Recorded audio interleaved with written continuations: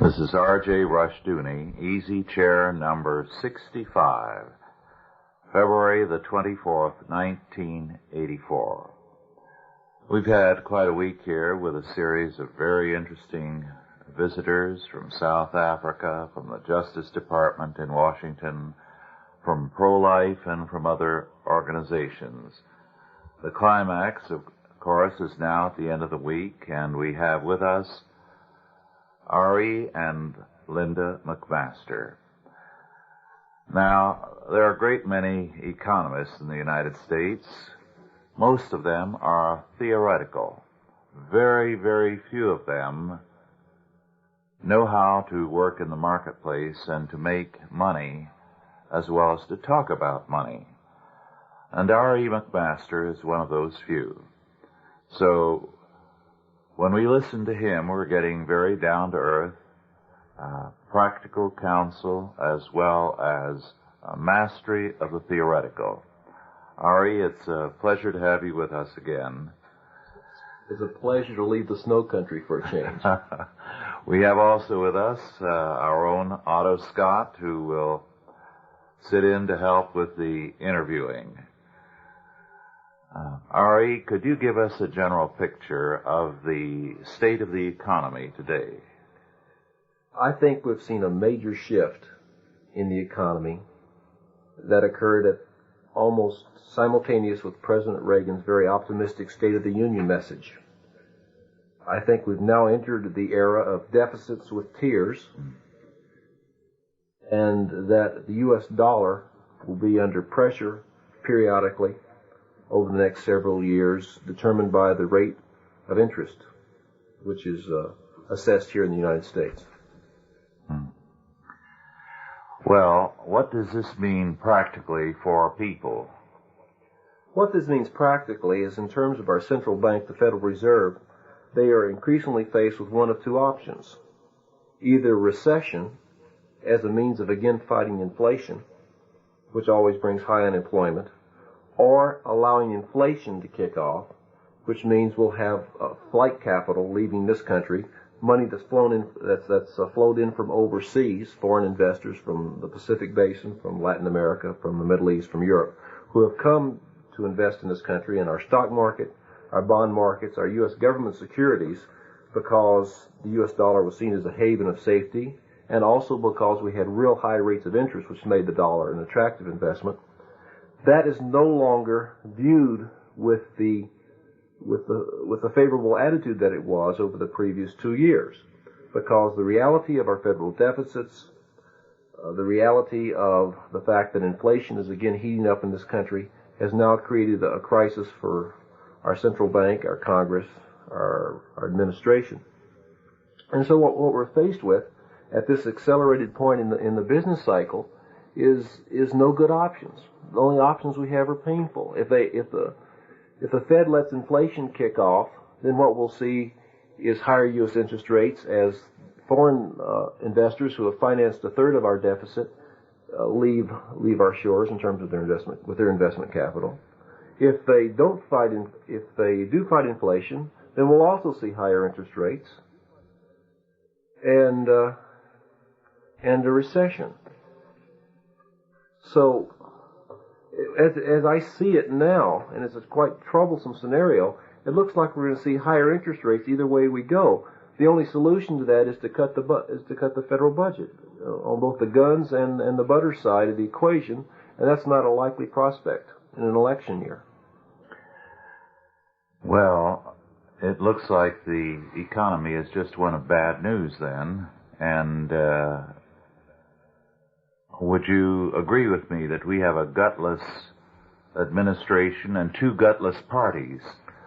Well, yes. They first of all, they don't really understand money and economics. Secondly, they have no will, when they do understand, to face the issues. Thirdly, the fact that it's a political year makes their trend toward expediency as opposed to principle even more exaggerated. Well, this adds up to a rather grim picture. If the government doesn't know what to do about it, excepting to compound the problem, which is what you're implying, Is there any way that the citizenry can protect itself? Well, yes. When governments do not anticipate the future, the market will make its decisions for them. In other words, we won't live in status quo where things move along in a benign way, particularly at this volatile point in the economic cycle.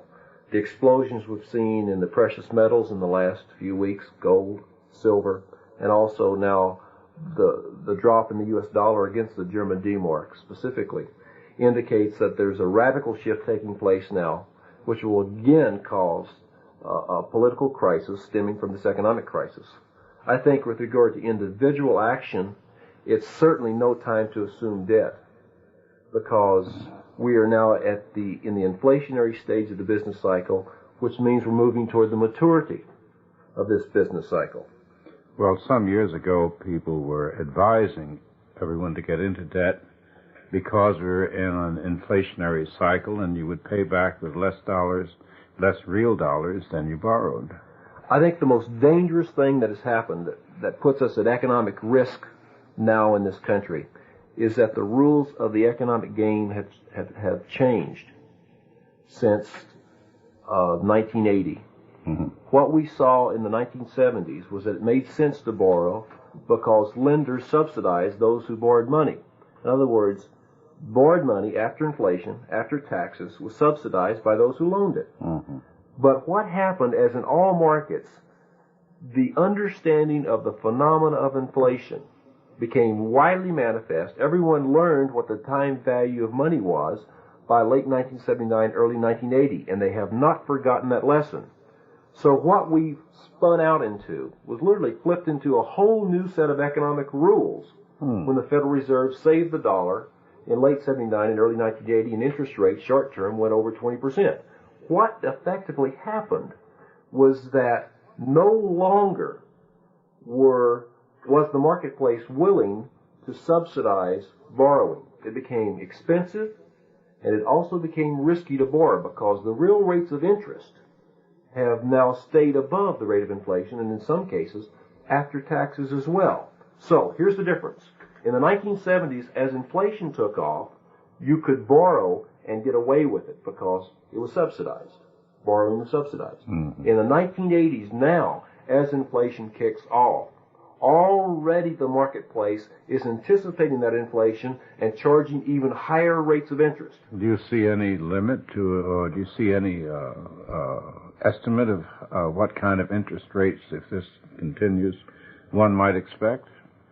Well, if the Federal Reserve allows the money supply to continue to grow, and as the velocity or the turnover of money accelerates, those interest rates will move up accordingly and probably in anticipation of that growth in the money supply. In other words, let me make it simple. If inflation hits 12%, I think we'll very easily see interest rates at 15 to 20%. And the danger is because the fear of inflation is so manifest in our economy now due to the experience of the late 1970s that interest rates, because of the emotion of people, will move much higher, much faster than took place in the early, mid, and even late 1970s. Oh. In other words, let me say it this way.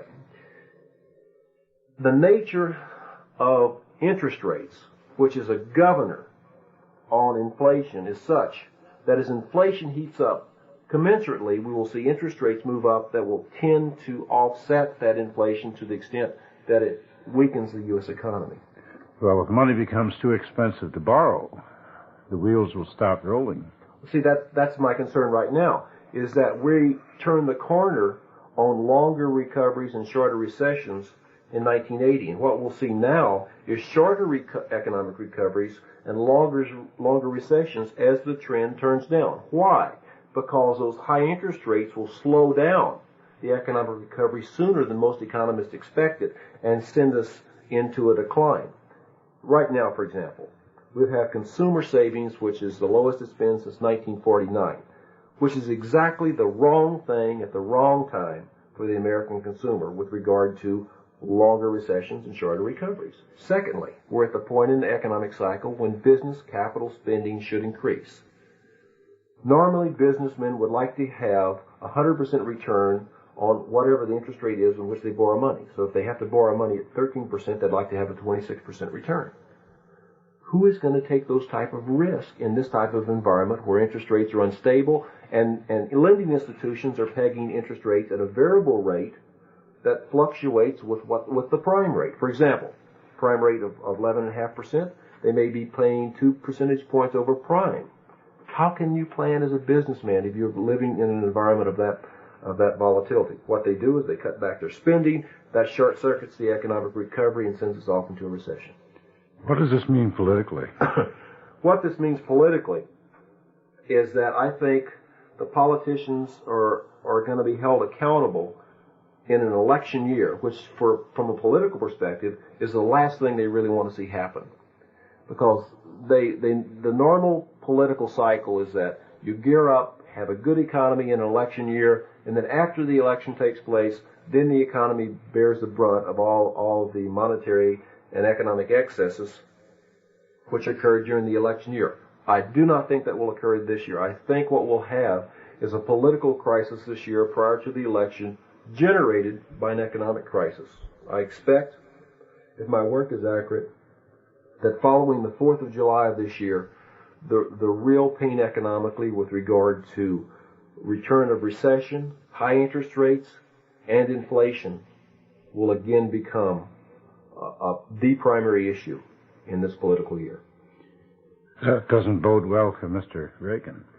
No, it doesn't bode well for Mr. Reagan. My perspective was that Reagan's State of the Union message and the peaking of the U.S. dollar was akin to Joe Theismann prior to the Super Bowl. Last year, you went to Guatemala to give economic counsel to President Rios Montt and his cabinet. Before you left, you prepared what was virtually a book on the economic implications of debt and its relationship to the biblical laws concerning debt and slavery. Would you like to comment briefly on some of those premises of your perspective?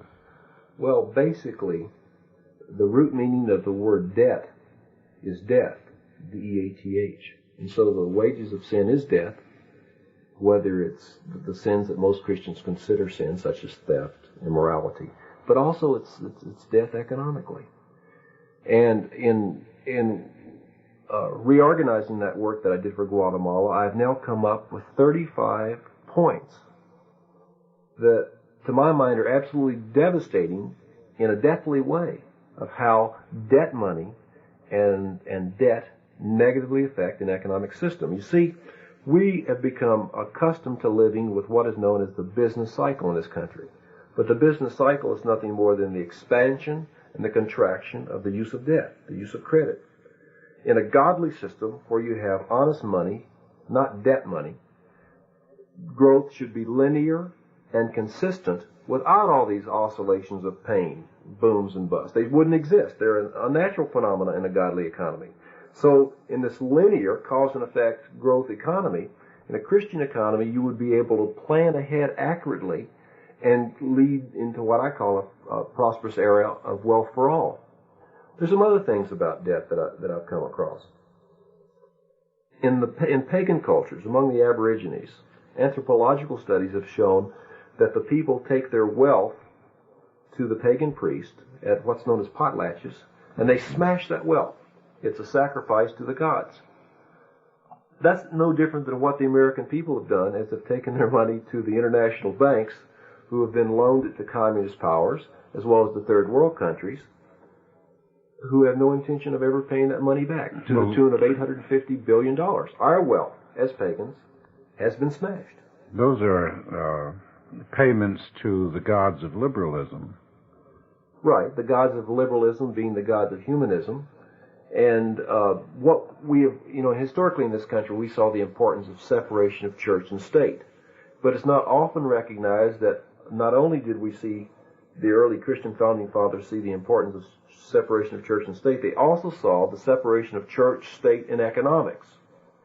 The three parts of man's nature, his spiritual nature, his mental nature, his physical nature, are manifest in the view, in a society's view of God, man, and the law. And the three institutions that are affected or are constituted by that philosophical religious view are government, religion, and economics. And what I've come to in terms of the abstract relationship of those three is that government is religion applied to economics. Because government basically is the applied religion in terms of the right or wrong ethics, morality of the people, and those laws then frame human action. And human action is the definition of economics, the economic marketplace. Foreign banks have also lent money to all these third world countries. What are the foreign banks doing with their debt now? They're stuck too, or have been until now. Right. There's been a coordinated effort through the International Monetary Fund, through the Bank of International Settlements, through the Export-Import Bank and the World Bank, by which the major Western European, Japanese, and U.S. multinational banks have funded and rolled over and continued to fund these worthless loans to third world countries as well as Eastern Bloc communist powers. But the Europeans are more shrewd than are the bankers in this country. For example, the Swiss banks, the big three there, only have 10% of their loan portfolios in these loans to third world countries and communist powers. In some of the banks in this country, the loans to third world countries exceed by over 100% the equity of our multinational banks. Furthermore, there's another point here that's important, is that the European countries have been discounting that worthless third world paper to American banks who have bought it. Well, do the American banks walk out on this limb because they have guarantees from the American government? I think unquestionably that's the case. We saw clearly last fall in terms of the $8.4 billion International Monetary Fund bailout, whereby U.S. taxpayers effectively guaranteed and bailed out the banks for these poor third world loans, that our multinational banks like Chase Manhattan, Bank of America, Citicorp, Chemical Bank, had been willing to make these high interest rates loans for no other reason that they can roll them over and earn the interest on the loans. Why? Because the American taxpayers, through their politicians, have effectively become guarantors. Right. So ultimately, we will be paying the banks back. It's a real insanity. We put our money into the bank to work for us, and also as a storage depot, a haven of safety, and yet we have to pay to get our own money back out of the bank. I mean, the Caribbean pirates never had it so good. Then what should the Christian do in this situation? The Christian is, in a sense, until we reform our entire monetary system, trapped because legal tender, which the government defines as the currency of the realm, is in fact debt money. All of our money today is debt money. So we're limited in what we can do in terms of being able to, how we pay our taxes and carrying on normal business transactions. My perspective has been that there's some diversity that's advised overseas if people have those type of assets in terms of Swiss francs. I have favored U.S. gold coins, numismatic coins, such as the U.S. Gold Double Eagles, the St. Gaudens and Liberties. For the smaller investor, U.S. silver coin, pre-1965, commonly known as junk silver. There's been an interesting diversification into gemstones. I like holding some cash, actual greenbacks for emergencies. I like holding normal business account balances as much as possible in money market mutual funds that invest solely in 90-day U.S. Treasury bills, so you have a functional ability to operate in our economy. And I think it's very important to be out of debt, not to be overextended, to invest in areas that you're familiar with on a local level, and also in terms of meeting the needs regarding goods and services of the people on a local level in a way that can be extended to a border economy during a financial breakdown. Would that include investing in local service companies and things like that? Most definitely. However, I think what's going to happen in the next recession that hits is the only sector of the economy which has not yet been hit hard by a recession has been the service sector, which is 60 to 70% of our economy now. We've seen the real estate industry hit. We've seen the industrial sector hit hard, steel, automobiles. We've seen the petroleum industry hit. And the only thing that has yet not been nailed is the service sector. And my guess is the service sector will be hit this next time around. So I would be selective in what service sector industries I invested in. Well, for instance, you could put some money in a local plumbing outfit. Well, that's a service sector with investment. Repair service sector Right. areas are things I think are very popular. In fact, my work in studies of third world countries and undeveloped countries where there are shortages indicate that those type of businesses always do well, because when you can't get new goods and services or you can't afford them, then investing in a service sector repair business, plumbing, TV repair, small appliance repair, things of that nature, always do very, very well, because that's a way that people can attempt to maintain their lifestyle at the same time with reduced income. How many people have already attempted to protect themselves in this country by going into gold? I have been surprised at the movement, the extent of the movement of investment in gold in the past couple of months, so early in what appears to be a new bull market.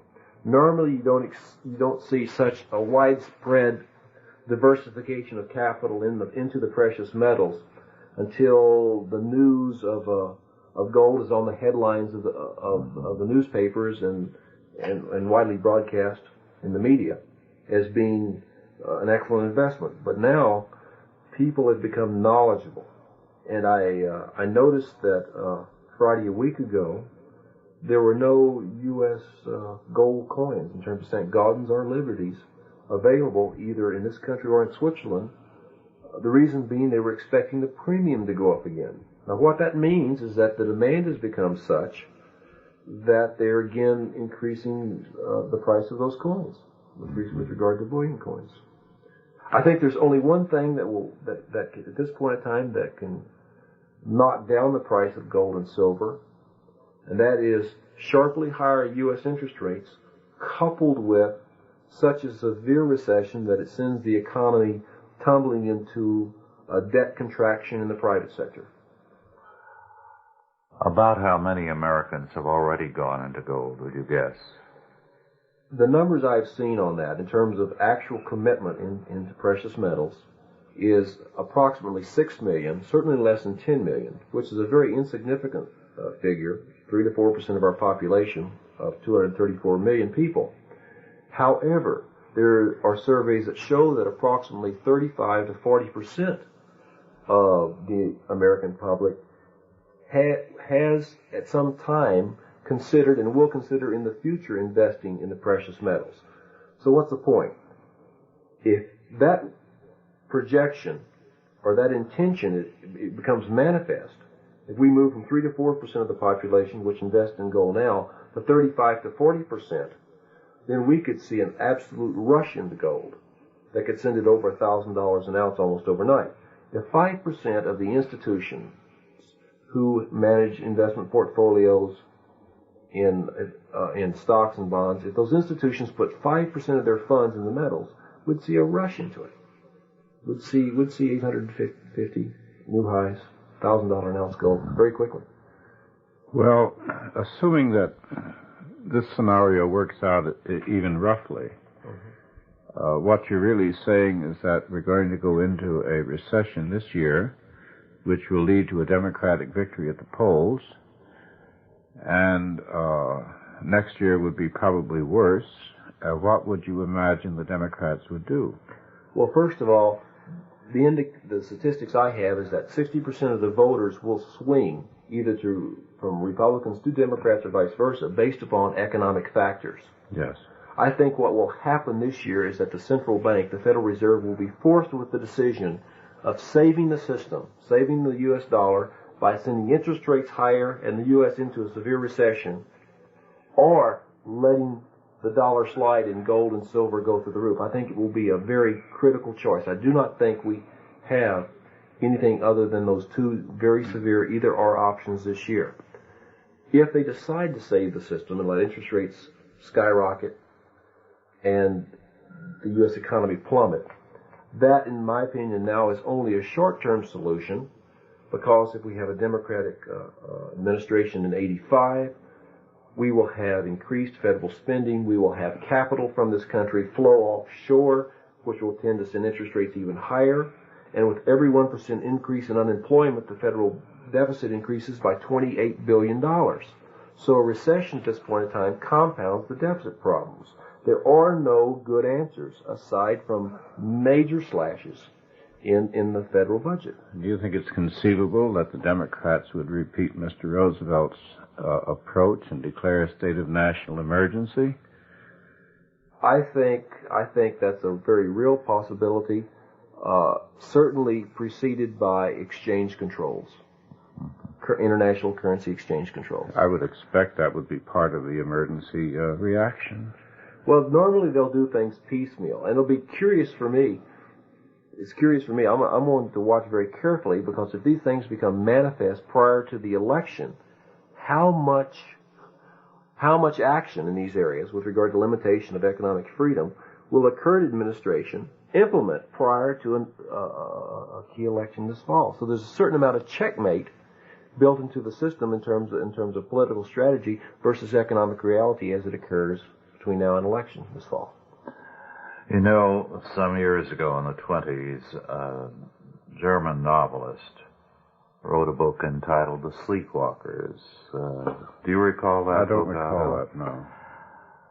A very grim account of what was happening to Germany, and a prophetic one, because he saw the people as stupidly and blindly, politicians and the people in the streets, walking to destruction.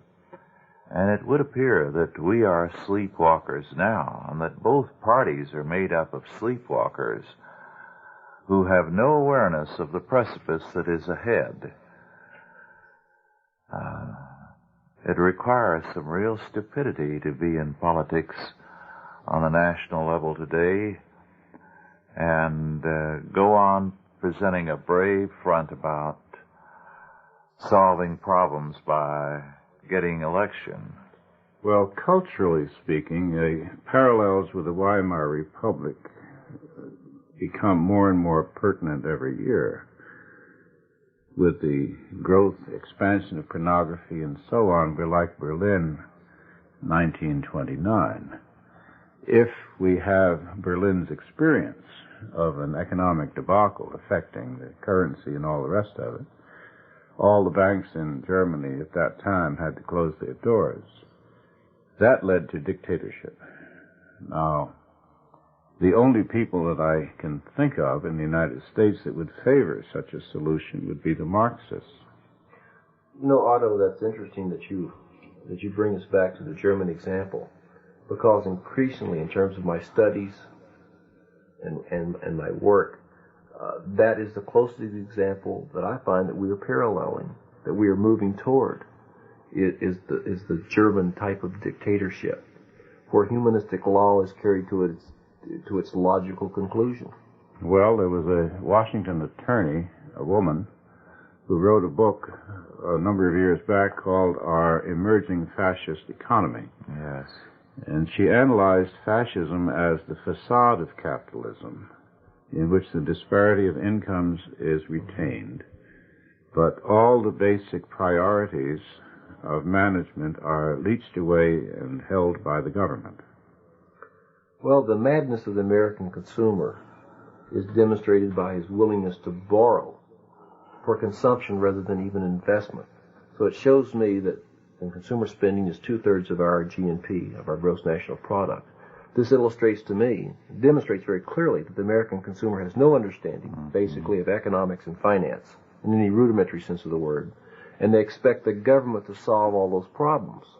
So when the hue and cry of economic pain becomes manifest in late 84 or 85, I do expect to see government come riding out on its white horse and control people, which is one of the most insidious ways they can be controlled, and that is economically. Well, this is what John Adams called the old trick. I'm not quite positive how he put it, but I'll paraphrase it. He called it the old trick of using every emergency as an excuse for an expansion of authority. The way to escape that, I don't think any of us escape the collective sin, judgment of sin in the society. I think one way to minimize it, though, is by living in small towns, being out of debt, staying self-sufficient, being a member of a community, being a member involved in a local church, having things such as a garden, milk goats, things of that nature, so you're not in an area where you're dependent upon governmental services. Where my study of economic times of crisis show that the cities bear the brunt of the distress during the hard times, just as they reaped the best of the good times economically.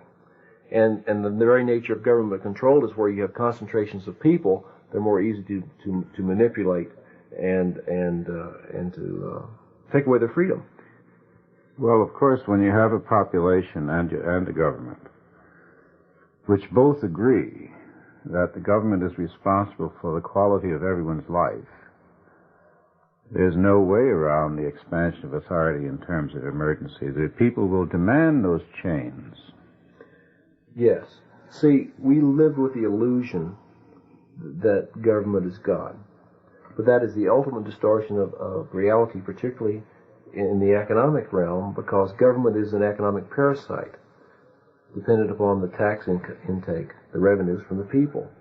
And so what we're seeing is literally an approaching time when government, the parasite, the economic parasite, consumes the host, which is the productive element of the economy. That's what created the problems in Germany. Mm-hmm. I don't see any prospect of getting out of this impasse and this disaster except a Christian community awakening, recognizing that what is happening and what will happen is the just judgment of God, biting the bullet and being ready to say, let's rebuild from the ground up. I don't believe that any country of any consequence is going to survive this century and the disaster ahead. Would you care to comment on that? No, and I agree with that. And particularly since the U.S. dollar is the world's reserve currency, all of the countries of our globe are impacted by what occurs in this country by means of our currency, and also by way of the fact that we have the largest economy globally.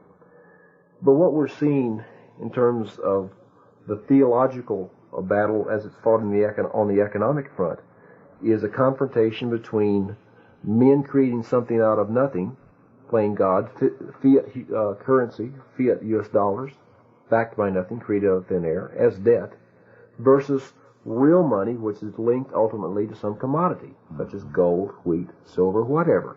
And we're seeing even now, and this is interesting, presently now, 25% of world trade internationally occurs through barter, which means real money, real commodities are the basis of exchange again. And between East and West countries, 50% occurs through barter. So we are seeing, as this old system dies, this illusionary fiat currency system that we have now and credit system dies, we're already seeing that vacuum starting to be filled in international trade by a godly perspective tied to reality, meaning real money, being manifest in terms of commodity exchanges. Well, you have in the Soviet a nation that's operating without money. They have a local script they call rubles, but you can't use those rubles if you're a citizen to buy something without a special permit from the Communist Party, which allows you into the top stores. Without that, with just the rubles, you can't buy anything. So money in the Western sense, has been disposed of in the totalitarian societies of China, Russia, Cambodia, and so on. In other words, it is conceivable that money, if it proves to be worthless, will collapse in the West, and the West would swing toward a totalitarian system where you would have what you have now. You have national currencies which are of very little value internationally. Could I change the direction of our thinking? Because there's something important I feel should be introduced here. In your newsletter, The Reaper, you've done something over the years that is unusual. First, unlike most economists, you've seen the relationship of the land, of the earth, to economics, not just the marketplace. And in connection with that, you've seen the relationship of weather to economics and the marketplace. So that you've commented on the weather, you've had reports on the weather. Would you like to develop the relationship of what's going to happen weather-wise to the economic crisis that is facing us? All right. Economists tend to be trendy, caught up by their culture and the myopic perspective of their culture. 80% of our people in this country live in the city, so we have primarily an urban economics, an economics that focuses just on the labor side of the economic equation. Well, that's only half of the economic equation. Even though man is either the ultimate predator or the ultimate resource, there are two factors of the economic equation. One half is land, one half is labor. The study of land, particularly as it's impacted by climatological changes, such as the stresses we've seen in this country in the recent years, floods, droughts, tornadoes, severe winters.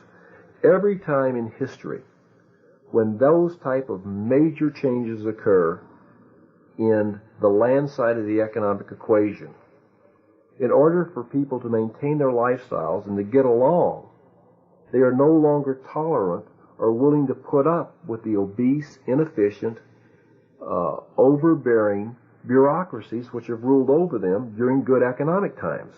So the whole Reconstruction movement has the forces of climatic change on its side, because without exception, historically, during these times of climatic changes and disruptions, what you have is people becoming more religious, more conservative, more independent, and increasingly responsible. I was visiting with a friend of mine who is a consistent evolutionist. So, and in terms of our presuppositions, we differ.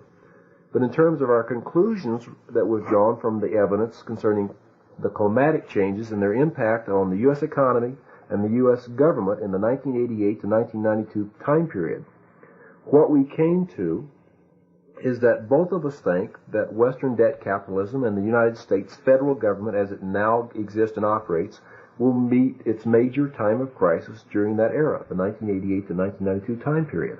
Why? Because the nature of tidal forces, high tidal forces during that time period, triggered by planetary alignments, will, if past history holds true, increase earthquake and volcanic activity, which will lead to more dust in the atmosphere, a cooler planet, which makes the weather more variable and more harsh, thus leading to economic distress, resulting in political changes. What will happen to grain production if those things happen? Well, the conclusions the evidence suggests at this point that the correct conclusions to be drawn is that Canada will lose its grain-growing areas and will revert to hay production, as will the northern tier of states such as North Dakota, South Dakota, and Washington State, which are primary wheat-growing areas now. That they will become hay-producing areas, and that the grain-growing areas will shift further south, and we will lose a good portion of our so-called breadbasket. What will this do to the Soviet Union? The Soviet Union will be devastated. I frankly do not see, in terms of in terms of economic reality, their centralization of planning with regard to economic policy, the growth of their Muslim population. I don't see how the Soviet Union can survive by the year 2000. I doubt if they can survive through the year 1992. I'm inclined to agree very strongly. Well, Louis Toms doesn't agree. He's an ambassador to a Latin American country now, Colombia. And he's made a study of the Mongolian methods of war, which are not based upon a sound economic system. That's the least of their concerns. They are predators, and they exist on tribute. The Soviet Union is existing now on tribute both from Eastern Europe and from the United States and from the West. This is a disguised form of tribute, but we're paying tribute just as definitely as the ancient Chinese paid tribute to the Mongolians. Yes, the number one recipient of foreign aid in this century has been the Soviet Union. So economically, the Soviet Union is an impossible case, but it isn't, I don't think, basing its future destiny on economics. It's basing its destiny on the fact that it will defeat us, not necessarily in war, but put us in the situation of Finland, and they will then live off our product. Well, the most dangerous time to confront a bear, in this case a Russian bear, is when it's wounded. And that's the dark side of the prospect, is that as an empire, any empire, Russian or a U.S. empire, becomes threatened with its own extinction, it becomes far more dangerous because it moves out in a violent and aggressive way. And I think that also confirms my work with regard to the U.S. war clock that projects that the greatest time that we face with regard to a military confrontation with the Soviet Union is also this 1988 to 1992 time era. That would be assuming that we'd be isolated. The Central America would be lost. Yes, but in terms of the Soviet military policy, there's a considerable debate there with regard to, of course, they spend a greater percentage of their GNP on their military budget than we do, but their GNP is much smaller than ours. And because of the bureaucracy, as all bureaucracies are, they're inefficient. Look how poorly they've performed in Afghanistan. The morale is so low. The drug abuse and alcoholism among Soviet troops is very high. And one wonders if we're not looking at two empires in terms of Western debt capitalism as well as the Soviet Empire, both of which are collapsing, and one wonders which will collapse first. It may be both, a fact, maybe like both fighters on the campus, and whoever happens to struggle to his feet before the final count of 10 wins. Well, the difference is that they have a coherent strategy and we don't. Well, you had some comments on that the other evening, Raj.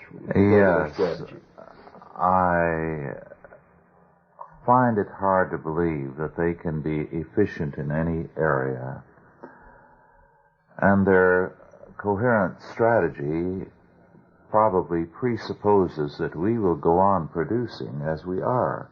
But supposing the grain production of Canada and the United States collapses, what then will they do? They are so thoroughly dependent on our grain. Some have theorized that they are seriously considering moving southward into Iran and adjacent areas so that they have a good climate for the production of grain. I'm sure they're planning that because they're trying to cover all bases. But the disaster that is coming is going to knock their props out from under them, and we are the props. Yes, 95% of the technology the Soviet Union has either been given to them or they've stolen from us. The loans of Western debt capitalism is what has kept that empire surviving. A good example is Poland. Conclusively, the American people want the Polish people to be free. And yet it is our government which has backed our banks who have continued to roll over the $28 billion of loans that we've made to Poland with American workers' money that has supported that government. Well, that's where the incoherent strategy comes in. Yes, we support our enemy economically and yet build up the industrial military complex to fight him And that's not hard. That's hardly a strategy. That is no strategy. It's a conflict between the expediency of greed in both the military-industrial complex and in terms of international trade. Right.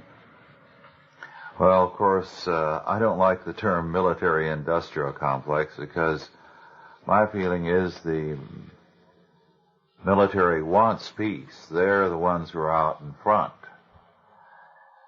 I think our administrations, Republican and Democrat, and our bankers and our industrialists are the ones who, with greed, are pushing us into a crisis situation.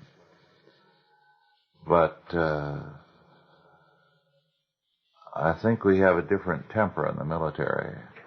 When I speak of the military-industrial complex, I'm not talking about the patriots who are in the forces as such, but rather the complex of ordering machinery and material by which a cotter key that we can buy for 12 cents in a hardware store, the American taxpayer pays $13 for, or a Doppler lift stand that costs $1,000 to build, we get billed $35,000 for, or a couple of wrenches that we can buy for under $9 end up costing many hundreds of dollars.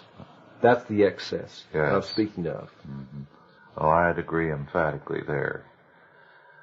Well, we are facing then crises on the political, on the military, on the economic, and also on the climate fronts.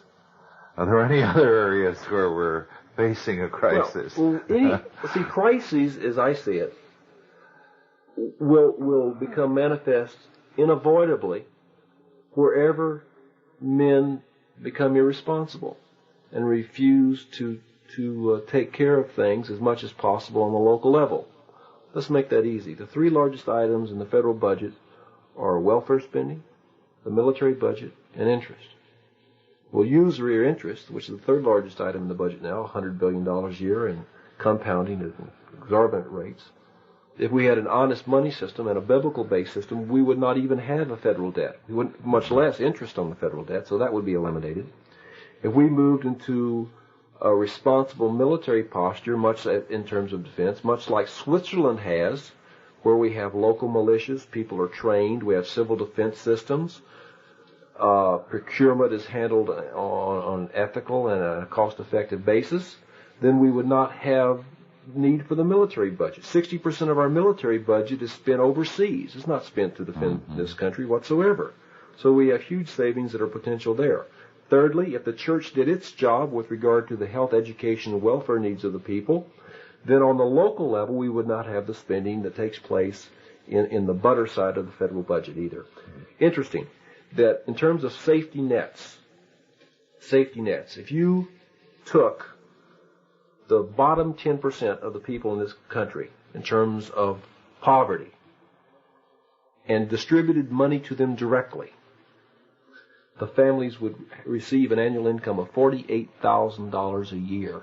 Mm-hmm. That's how much money is wasted in the bureaucracy. It's the bureaucracy that chews up the welfare money. Think of all the jobs it provides for those who dispense our charity. See, that's what happens. Is what bureaucracies do is fill the vacuum of personal Christian irresponsibility. And what happens is people get paid to perform no productive good or service in an economy, which leads to poverty. That is why the growth of bureaucracy is directly correlated with increasing poverty in any society and ultimately tied to irresponsibility. What you've been saying, of course, implies that the basic crisis is the crisis of personal responsibility. Yes. A religious fact. So there has to be a religious answer to that. Let me tie that together. Man is made in the image of God, formed from the dust of the earth, which speaks of both his spiritual and his economic nature. Man is the only one of God's creatures that has economic or financial worries, which tells us it has to be a spiritual concern. The whole nature, the basic nature of Christianity is based upon covenant and contract. Christ's work here on the earth provided restitution for man, which was a contractual action, by which imperfect man could again have fellowship with a perfect God. That was a moral act. The nature of business, the nature of free economics that always leads to prosperity is based upon the ability of men to covenant or contract horizontally with each other, to be independent. Any time a businessman contracts or a buyer and seller contract, what they have consummated is a moral act by which each agrees to be responsible for whatever they contracted for. Each is thus accountable. And so we see morality, accountability, responsibility, and ultimately prosperity as well as freedom all linked together in covenant and contract, whether it's on the spiritual realm and with regard to Christians obeying and keeping God's law as a part of His covenant, or it's in the business realm by which all of us buy and sell in the marketplace on a day-to-day basis. His creation is a reflection of His theology, and it's based upon covenant and contract. And they're inescapable, and where we lose our Christian basis, we will ultimately lose our prosperity. Whether we're looking at Deuteronomy, whether we're looking at Proverbs, whether we look at 3 John 2, Old or New Testament clearly shows us that Christian fidelity to God's principles results in prosperity, and on the other hand, where we become negligent and we either commit sins or we have the sins of omission, the result of that is poverty. And I think what this country is seeing is escapist Christianity. Yes. Will no longer be able to live with the illusions of its false theology, which are not tied to the real world, where God has made us responsible. Yes, I wrote a while back, you remember, a position paper on box theology. Yes. The perspective that limits the realm of Christian faith to a little corner and leaves the whole world to the devil or to the state. Nowadays there isn't much difference between the two. But it's that perspective that has destroyed us. So I feel the churches have a major share of the blame for the situation we are in today. When you realize what has happened in the past few years, churches financing terrorists in Africa and elsewhere, churches opening their doors to the hippies, homosexual festivals in cathedrals, all kinds of obscenities taking place in the churches, Catholic and Protestant, and both equally guilty before God. It's a frightening thing because we're told in the Bible that judgment begins at the house of God, that where there is the greatest accountability, there is also the greatest responsibility and judgment. So I do believe that unless the church repents and makes the faith again relevant to all of life, we're going to see a frightful judgment from God upon the church. What you're really talking about is the collapse of leadership. Clerical leadership, yes, as well as sectarian leadership. And as I understand this sort of a sequence, what happens is a wiping away or wiping out of that false leadership and its replacement by better leaders. People will continue to follow their habit patterns even when they're wrong until they fail. And what we're looking at is basically a breaking down of all of the false habit patterns which have gripped us for the better part of this century. And out of that will come a reconstruction. I think probably unlike that was seen in this country since early Christian America, 1740, era of Jonathan Edwards. I agree. One of the things that I feel the Christians need to do is to recognize that this crisis is a judgment from God. And if we don't welcome God's judgments, we're going to be under them. We have to see them as His justice in operation and an opportunity for us to rebuild. That's the nature of investment. With every risk, there is an opportunity. And I view this time as a time of short-term pain that will be necessary to break the illusions that we operate under presently, so that we can more fully manifest a godly system in time longer term. 2 points I want to tie into your comments on the church. The church is responsible for the spiritual edification of man, which gives him that ability to take God's long-term view, that gives him the rules of human conduct by which cooperation is manifest, and cooperation is the basis of economic prosperity. It also gives him the willingness to assume short-term pain for that long-term gain, both spiritually and economically. Well, it's only been because our early Christian America built this economic base that has allowed the church to live with that illusion of box theology. So the box theology is by definition only a short-term phenomena, because it inevitably, as time moves on, confronts the reality of its era in the physical universe of economics. And that's what we're seeing right now. That's why we're seeing increasingly the escapist Christians looking more and more, as we've discussed, at the post-millennial perspective. Why? Because they're having to confront the reality of pain in the real world in terms of how humans have to live. We have just a few minutes left, and before I give you a chance for a final word, Ari, could you tell our listeners about the Reaper, how they can subscribe to it, and how much it costs, and the address? Okay. The Reaper is an almost weekly economic financial advisory letter. It comes out 44 times a year. It's priced at $195 for a year for all 44 issues. And I have a toll-free 800 number they can phone, 800-528-0559. And our Phoenix office will handle any and all inquiries concerning the Reaper. Thank you. Now, Otto, is there something you'd like to say by way of conclusion? No, I think that it's been one of the most sweeping discussions I've ever partaken in. But I do find I'm very pleased to hear at the very end of your comments a note of hope. Oh, I'm very optimistic long term. You see, the nature of trend changes is that just when things look the darkest, as the market starts to bottom, it's just prior to its turning up. You know, you hear the old cliche, it's always darkest before the dawn. Right. So is true in the swings of economics and the swings of markets. When everyone is increasingly bearish as the market declines and news is pessimistic, is when I begin to light up, because I know we're very close to a trend change. So too, and with regard to the death of humanism in Western civilization now. So I'm short-term pessimistic, but I looked at it as a necessary breakdown in order to provide the working earth from which the new trend of Christian reconstruction can arise. Well, you know that not too long ago, one theologian for the mainline church said he thought it was possible the Calvinists had appeared on the world stage before their proper time, and that this might be their proper time. I'm inclined to agree with that. I am too. It's interesting that truth is continually popping up in all areas of life now. Medical, economic, monetary, theological, social, in terms of family structure.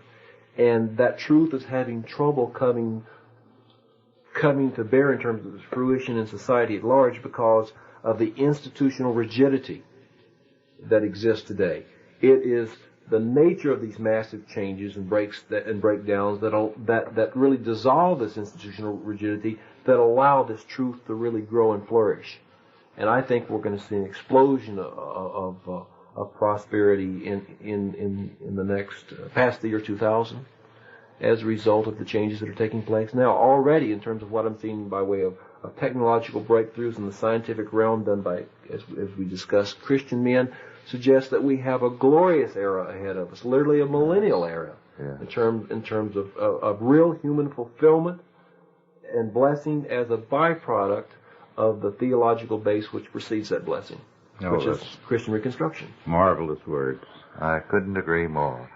Well, our time is virtually over, but I would suggest that all those of you who are listening to this, play it twice, because this has been a particularly meaty and condensed discussion, and I think there is a great deal that has been said that you need to listen to twice, because your future depends upon understanding what's ahead. It is important for those of us who are Christians to be ready, to be prepared, because we are the people God is telling that we have a duty to occupy and to conquer in His name.